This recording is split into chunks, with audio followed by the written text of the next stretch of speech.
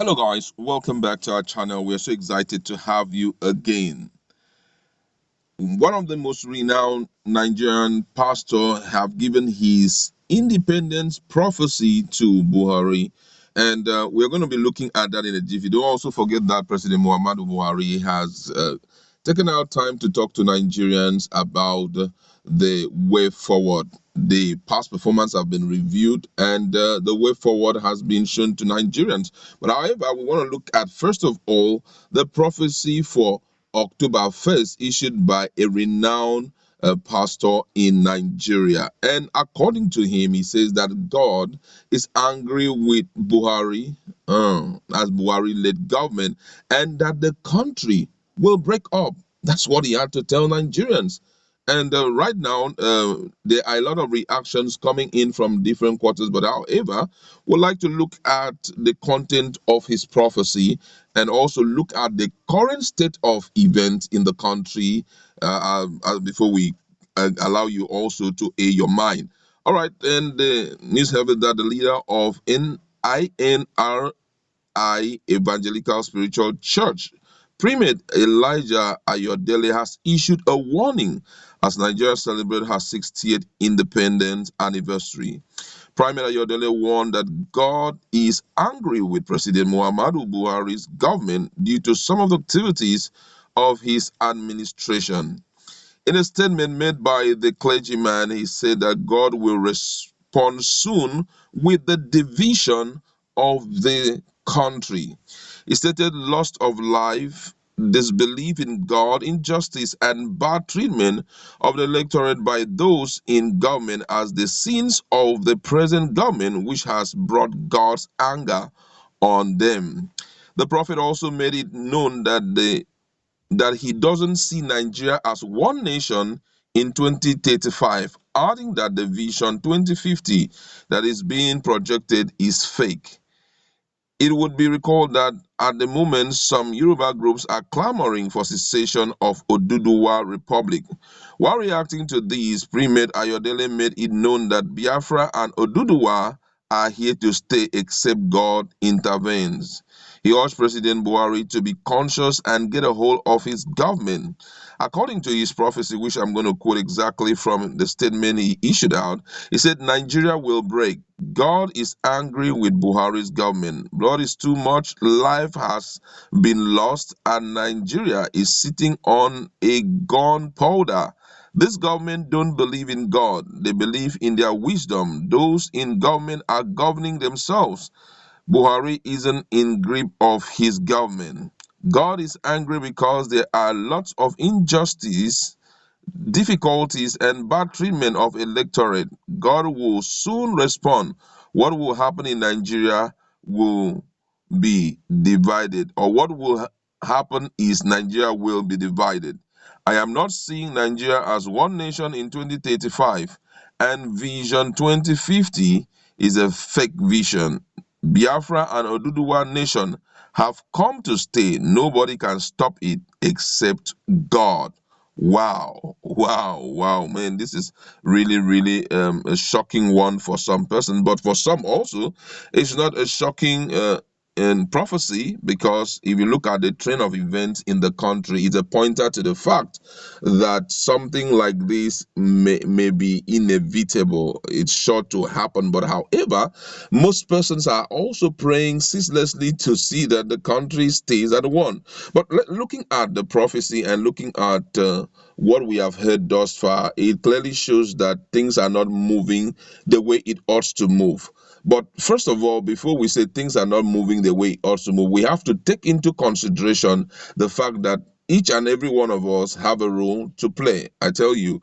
And what has made it this terrible is the fact that already, because of some of the events that have not been addressed the way it ought to be addressed, Nigeria seems to already be divided. Because I tell you the truth that Nigeria is not just a country as a whole. There is the leadership, there is electorate, even in the minds of the people. There is this us, there is them. I'm telling you. And with that in mind, the people seem to see every step taken by the present day government as a step towards taking more advantage of them. Yeah, a step towards taking more advantage of them.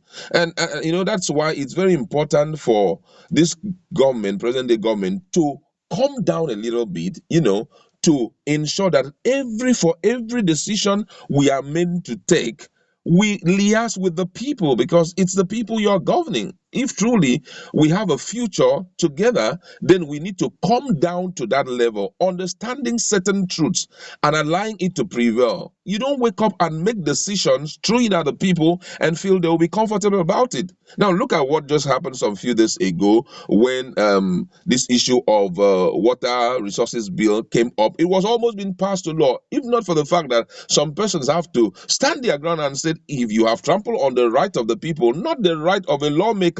He came up so strong, and demanded that the law or the bill must be reviewed again. By now, as we're talking, it would have been passed. And this is the same thing that has been happening over and over again. The people are not being carried along.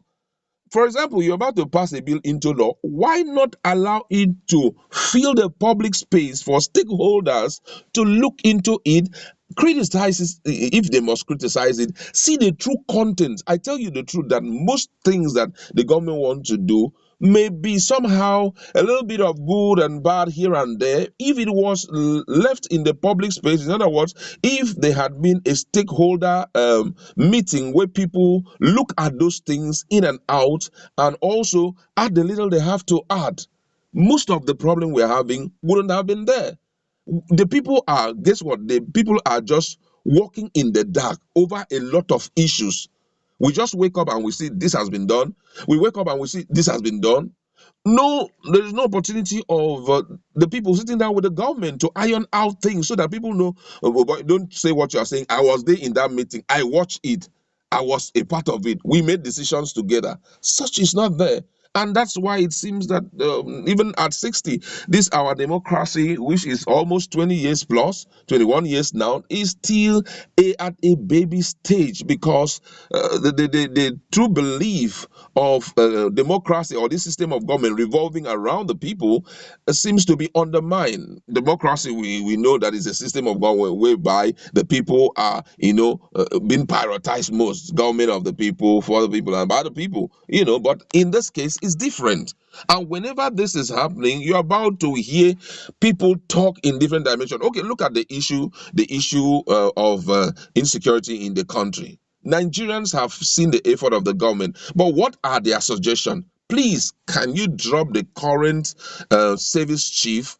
They have tried their best. This is 5 years, no visible result. Yeah, we know they're doing a great job, but hey, their work is not so superb. Can you put them aside? Let's bring in new people so that they can also, let's see, compare their performance with the past guys, and then we know where the mistakes are. Up till today, nobody is heeding to the advice of the people. The Senate have spoken about it. Even Northern Elders Forum, they have spoken about it.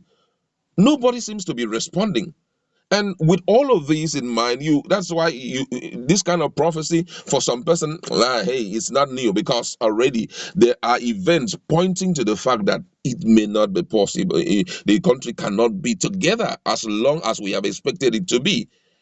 A lot of things are happening, and I feel at this point that the current government, as much as they have done their best, but they need to sit back, review their relationship with the people they are governing. We need to synchronize ourselves to a point that leaders will know that they cannot be who they are except with the followers, and followers will know that even though I am out here, I am leading this country, because every word uttered by my mouth counts a great deal. I know it will result to so much disagreement, it will result to so much quarrel, it will result to so much castigation and all of that. But guess what? After all the castigation, the people will feel happy that they are fully involved in everything that is happening. Transparency is overly important when it comes to leadership. We've got to be so transparent in everything we are doing. Let it be that when you want to roll out a project, when you want to roll out a people kind of project, for example, this issue of palliative, let it be so transparent that somebody will hit his chest and say, I enjoy this government. At least I have taken so amount of money. It shouldn't be done in the dark, There should be decentralization of power, starting from the national to the states. Look at up till today, the state government are still the one housing monies for state, for federal, for local government, and all of that. Those things are not okay. It will keep on breeding a lot of issues, you know. But however, we like to leave it there. The prophecy is out, 1st October, that Nigeria in the nearest future will break, and that God is not happy with Buhari. What do you have to say about it, taking into consideration what the president has said today? Let's